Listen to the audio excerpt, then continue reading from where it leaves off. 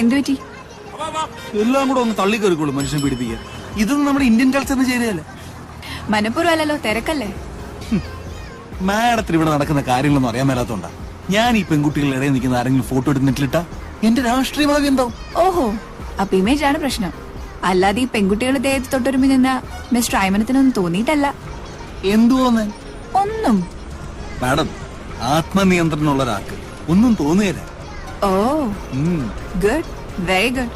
ഇത്രയും ആത്മനിയന്ത്രണമുള്ള യങ്സ്റ്ററിനെ ഞാൻ കണ്ടിട്ടില്ല. Keep it up. വേണ്ട, ഞാൻ കൈ പിടിച്ചോളാം.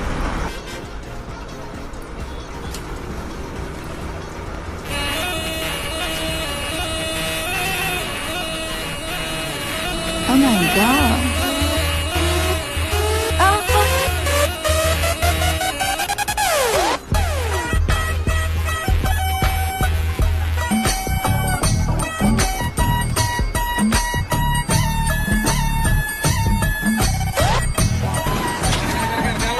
ഇറങ്ങണ്ടല്ലേ? ഇവിടെ ഇറങ്ങണ്ടേ? ഇതല്ലേ സ്റ്റോപ്പ്?